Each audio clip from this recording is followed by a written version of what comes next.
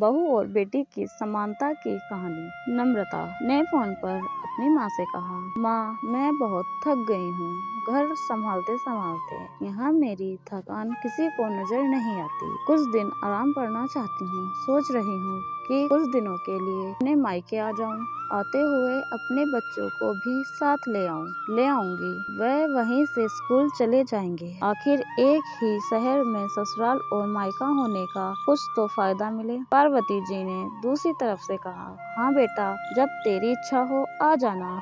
आखिर ये तेरा भी तो घर है। ठीक है माँ, तो मैं कल ही आ जाऊंगी। नम्रता खुश होकर बोली, हाँ बेटा, कल आ जाओ, मैं तुम्हारा इंतजार करूंगी। अभी मैं फोन रखती हूँ, मुझे मंदिर भी जाना है। पार्वती जी ने फोन रख दिया और सीधे किचन में गई। किचन में खाना बना रही बहू से बोली, अरे अनुपमा, सुनो, कल तुम्हारी ननद आ रही हैं। आज बाजार जाकर फल सब्जी और मिठाइयाँ लेकर आना। बेचारी मेरी बेटी ससुराल में नौकरों की तरह काम करती है और उस पर कोई ध्यान ही नहीं देता। यहाँ आएगी तो कुछ दिन रहेगी, उसका मन और तबीयत अच्छी हो जाएगी। सास के मुंह से ऐसी बातें सुनकर अनुपमा का चेहरा उतर गया। वह मन ही मन सोचने लगी, काश आपको मेरी थकावट भी नजर आती। मैं भी दिन रात झाड़ू पोछा, बर्तन, खाना बनाना, मार्केट जाना और हर वह काम करती हूँ जिससे हमारे परिवार वालों को कोई दिक्कत ना हो। काश आप मुझ पर भी ध्यान दे पाती। आपकी बेटी तो जब मन में आता है तब यहाँ आ जाती है, लेकिन मैं साल में एक बार ही अपनी माँ के पास जाती हूँ, तब भी आपको प्रॉब्लम होती है। मैं भी इंसान हूँ, मेरा भी मन है। मुझे भी लगता है अपने माँ के पास जाकर थोड़ा आराम करूँ, सुख दुख के 2-4 बातें करूँ, अपना मन हल्का करूँ। भगवान अब तुम ही कुछ करो ताकि मेरी सास की आंखें खुलें और उसे मेरी थकावट भी नजर आए। शाम तक भगवान ने जैसे अनुपमा की सुन ली और उसकी ननद का फोन आया। ननद ने अपनी माँ से कहा कि उसकी सास ने उसे मायके आने के लिए मना कर दिया है, इसलिए इस बार वो नहीं आ सकती। पार्वती जी बोली, ऐसे कैसे मना कर दिया? पहले तो कभी वह तुम्हें आने के लिए नहीं रोकती थी, इस बार भला क्या हो गया? लाओ मेरी बात कराओ, उन्हें मैं समझाती हूँ।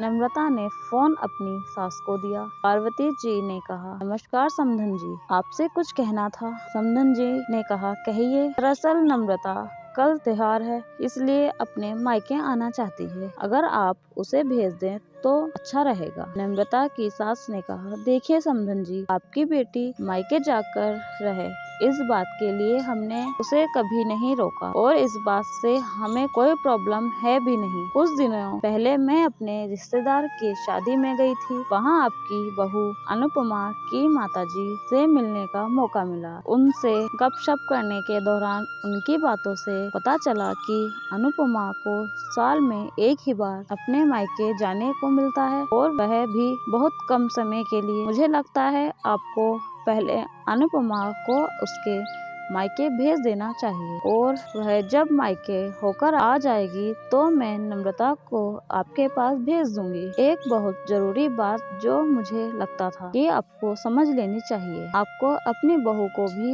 बेटी की तरह या बेटी से भी ज्यादा प्यार देना चाहिए। उसे भी मायके जाने की इच्छा होती होगी। हो सकता है नम्रता के वहाँ आने से उसकी आवभगत करने के लिए आप उसे उसके मायके नहीं भेजती होगी या फिर वह आपसे कुछ कहने से अभी डरती हो। अगर आप उसको घर में ही कैद रखोगी तो एक दिन ऐसा आएगा जब वह आपके खिलाफ बोलने लगेगी, फिर वह आप सुनेगी भी नहीं और जब चाहे तब अपने मायके जाएगी। ऐसी परिस्थिति आए, इससे अच्छा है कि आप ही बदलाव अमल में ले आएं, जिससे आपका रिश्ता और रिश्ते की मिठास खराब ना हो। पार्वती को अपने समधन की हर एक शब्द में सच्चाई नजर आई। उन्हें महसूस हुआ कि उन्होंने अपनी बेटी के प्यार में अंधे होकर कभी भी अपनी बहू के मन का विचार नहीं किया। उन्होंने हमेशा ही अपनी बेटी को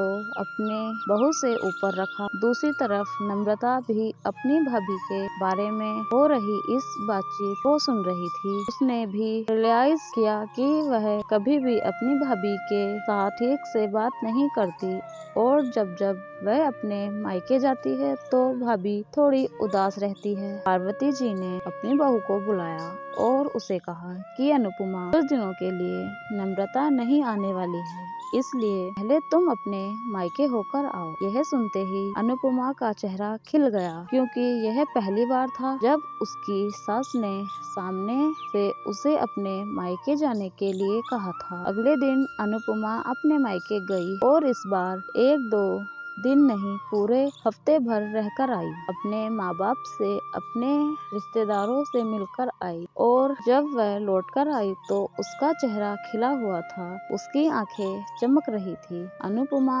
के आने के बाद नम्रता भी अपने मायके आई और इस बार वो खुद सामने से अपनी भाभी से खुशी खुशी मिली और अच्छे से बात की। नम्रता ने अपनी माँ से बात करके उन्हें भी अच्छे से समझाने में मदद की। वहीं कहीं न कहीं अनुपमा के साथ गलत व्यवहार कर रहे थे। दूसरी तरफ अनुपमा अपने ससुराल वालों के बदले रवैया से बहुत खुश थी। अब वह खुशी खुशी सबका ध्यान रखती थी और हर काम प्यार से करती।